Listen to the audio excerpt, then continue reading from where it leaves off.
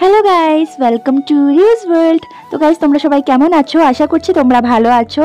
আর এটা হলো বাসন্তী পুজোর ব্লগ, যেটা তখন আপলোড করতে পারিনি।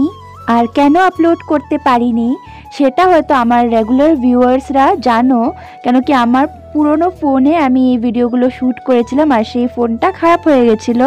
আর রিসেন্টলি আমার হাজব্যান্ড সেই ফোনটা ঠিক করে দিল।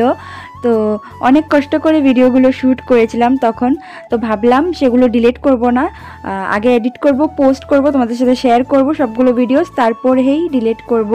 তো চলো গাইস, তোমরা পুরো ব্লগটা দেখতে থাকো, আশা করছি তোমাদের ভালো লাগবে। তো সেদিন সকাল সকাল বেলা উঠে স্নান করে পুজো করে তারপর রেডি হয়ে গেছিলাম। আর আমাকে কিরকম লাগছিল কমেন্ট করে জানিও তোমরা। আর সেই দিন পাপ্পাকে একটা আঙ্কেল নিমন্ত্রণ করেছিল, মানে বলেছিল সবাইকে নিয়ে যেতে ওদের বাড়িতে, আমাদের পাশের বিল্ডিংয়েই। তো চলো এখন যাওয়া যাক ওদের বাড়িতে। আর আমাদের পাশের ঘরে আন্টি হঠাৎ করে বললো যে আরেকটা আন্টিও আসবে, তো ওনাকে নিয়ে যাবে। তো ওই আন্টিটাও ওয়েট করছিলাম আমরা গেটের সামনে দাঁড়িয়ে। তো গাইস, ওই আন্টিটাও চলে এসেছে। তো চলো এখন ফাইনালি আমরা যাচ্ছি ওই আঙ্কেলের ঘরে। তো ওদের ঘরে না ভীষণই সুন্দর, মানে আমি ছোটোবেলায় যেতাম পাপ্পার সাথে। ওদের ঘরে না অ্যাকুয়ারিয়াম ছিল, মানে আমার মনে আছে হালকা হালকা। তবে আজকে অনেক দিন পরে যাচ্ছে ওদের ঘরে, আর তোমাদেরকেও দেখাবো ওদের ঘর।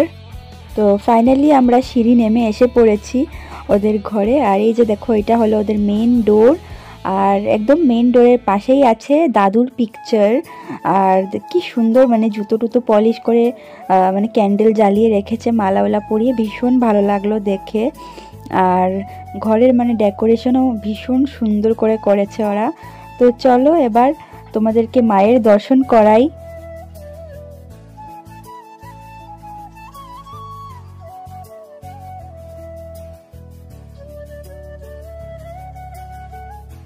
আর গাইস দেখো, এখান থেকে আমাদের ঘরের পিছনের রাস্তাটাও দেখা যায়। তো সবাই ওইটাই দেখছিল। তো এখন ফাইনালি আমরা ছাদে চলে আসলাম প্রসাদ খাওয়ার জন্য। আর এখান থেকে আমাদের ঘরের পেছনের রাস্তাটা আরো ক্লিয়ারলি দেখা যাচ্ছে।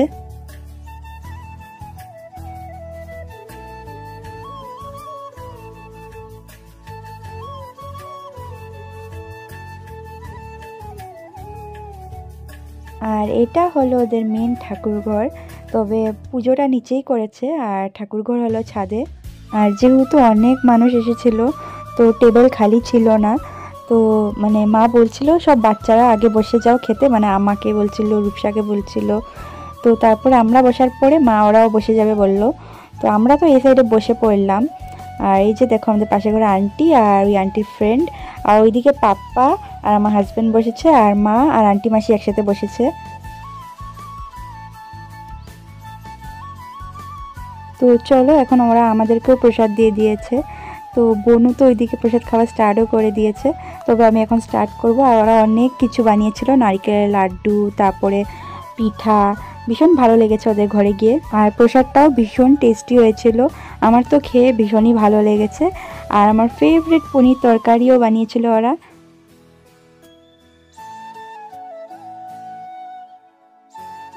আর গাইস, পায়েসটাও ভীষণ টেস্টি হয়েছিল, বনুর তো খেয়ে ভীষণ ভালো লেগেছে। আর এই যে দেখো, এখানে ওরা হাত ধোয়ার অ্যারেঞ্জমেন্ট করেছে, তো ভীষণই ভালো লাগলো ওদের এখানে এসে পুজোতে। আর এই যে এখানে বসে বসে মা আর আন্টি ওরা পান খাচ্ছিল, আমরা তো খাই না।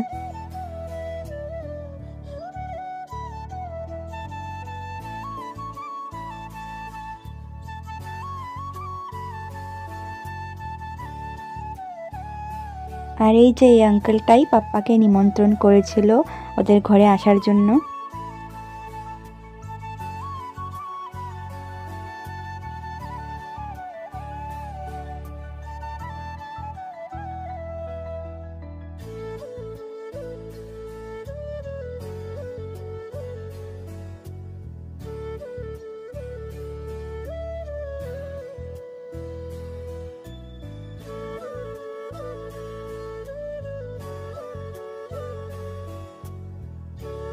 তো গাইস, সবাই প্রসাদ খাওয়ার পর আমরা আবার নিচে চলে এসেছিলাম মাকে প্রণাম করতে। আর মায়ের প্রতিমাও আমার ভীষণ ভালো লেগেছিল। আর এখানে আসার সময় আমি বলছিলাম না যে ওদের বাড়িতে আগে একটা অ্যাকুয়ারিয়াম ছিল, তো ওই দেখো অ্যাকুয়ারিয়ামটা খালি পড়ে আছে, হয়তো এখন ওরা আর মাছ টাছ রাখে না ওটার মধ্যে। আর ওদের ঘর থেকে বেরোবার পর আমরা যাব এখন অকল্যান্ডে।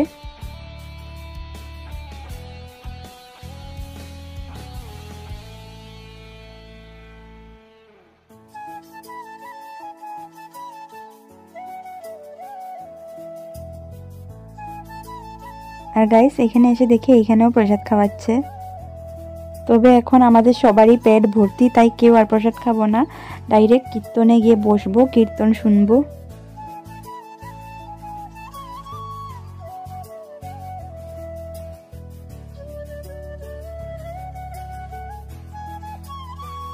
আর গাইস কীর্তনে আসবো, কীর্তন শুনবো আর তিলক পরবো না তা কি কখনো হয়? তাই ছোট্ট একটা মেয়ে তিলক পরাচ্ছিল, তিলক পরে নিলাম আমরা সবাই। তারপর অনেকক্ষণ বসে কীর্তন শুনলাম, ভীষণই ভালো লাগলো মনটা। আর তারপর প্রসাদ খাবার ওইখান থেকে বারবার আমাদেরকে ডাকছিল, তো কি আর করতাম, আসলাম আর একটা প্লেটেই অল্প প্রসাদ নিয়ে আমি আমার হাজব্যান্ড শেয়ার করে খেয়ে নিলাম। আর এই যে দেখো ভারত সেবা আশ্রমের মায়ের প্রতিমা, মা দুর্গার প্রতিমা।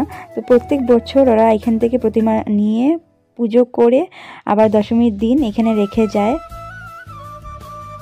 আর তারপরেই আমরা গেছিলাম মাতৃ মন্দিরে। আর আমরা এত ভালো টাইমে গেলাম, মানে এতটা পারফেক্ট টাইম, তখন মায়ের আরতি চলছিল, ভীষণ ভালো লাগলো মায়ের আরতি দেখলাম। আর আমার হাজব্যান্ড তো ঘন্টিও বাজাচ্ছিল যখন আরতি হচ্ছিল।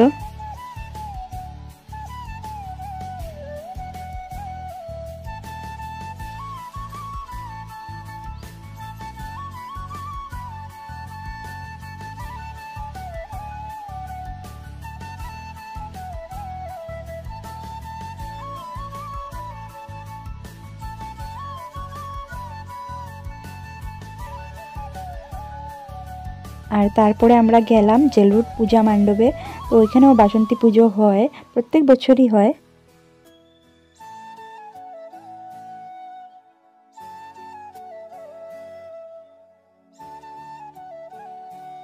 আর এখানের মায়ের প্রতিমাও ভীষণ সুন্দর হয়েছিল, তো তোমরাও দর্শন করে নাও। আর তারপরেই আমরা গেছিলাম বিশালে, আন্টি বলছিল কিছু কিনবে, তাই জন্য।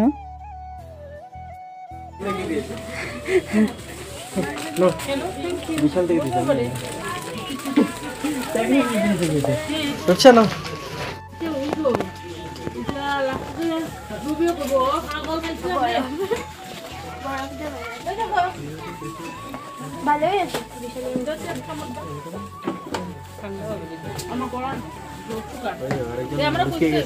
আর গাইস সেদিন আন্টি একটা মিক্সার গ্রাইন্ডারও কিনেছিল। আর আন্টির বোনের মেয়ের জন্য ছোট ছোট জুতো, কি কিউট কিউট না জুতোগুলো, আমার তো দেখে ভীষণ কিউট লেগেছে। তোমাদের কীরকম লাগলো তোমরাও কমেন্ট করে জানিও। তো এতগুলো আন্টি একসাথে হাতে নিতে পারছিল না, তাই কিছুটা আমার মাও ধরেছিল। আর মাও ঘরের টুকটাক খাওয়ার জিনিস কিনেছিল। আর তারপরেই আমরা ঘরে চলে আসলাম। আর আন্টির অনেক কোমরে ব্যথা হচ্ছিল, তো আমি আন্টিকে বলছিলাম তো চলো আমাদের ঘরে, আমি তোমার কোমরে ওষুধ লাগিয়ে দেবো, আমার কাছে ওষুধ আছে, এসব বলছিলাম আন্টিকে। তো গাই সেদিন তো ভীষণ আনন্দ করেছিলাম, কি আর বলবো, মানে সবাই মিলে একসাথে পুজোতে গেলাম, তারপর এখানে প্রসাদ খেলাম, তারপরে ওইখান থেকে আবার কীর্তনে গেলাম, সবাই একসাথে কীর্তনে বসে কীর্তন শুনলাম। তারপর ওইখান থেকে পাপ্পা আর পাশের ঘরে আন্টি ওরা মানে ঘরে চলে এসেছিলো। তবে আমরা মানে জেলরুট পূজা মণ্ডপে গেলাম, ওইখানে পুজো দেখলাম, তারপরে বিশালে গেলাম, ওইখানে শপিং করলাম, তারপরে ঘরে আসলাম। আর ঘরে আসার পরেও আবার মা আন্টিকে ডেকেছিল মানে জুস খাওয়ার জন্য, তখন তো গরমের দিন ছিল, তো আন্টি ওরা এসেছিলো, তারপর অনেক সময় গল্প হলো। তো ভীষণ ভালো লাগে যখন মানে ঘরে কেউ আসে বা আমরা কেউর ঘরে যাই। তোমাদের কীরকম লাগে তোমরা কমেন্ট করে জানিও। আর আমার এই ব্লগটাকে আমি আর বেশি লম্বা করছি না, আমার এই ব্লগটা তোমাদের কেমন লাগলো তোমরা কিন্তু কমেন্ট করে জানিও। আর যেহেতু এই ব্লগটা আগে শ্যুট করেছিলাম, তাই অত ভালো করে এডিট করতে পারিনি আমি জানি, তাই তোমরা প্লিজ ক্ষমা করে দিও। আর আমার এই ব্লগটা ভালো লাগলে লাইক করো, শেয়ার করো, আর আমার চ্যানেলটাকেও সাবস্ক্রাইব করে দিও। দেখা হবে তোমাদের সাথে নেক্সট ভিডিওতে। বাই।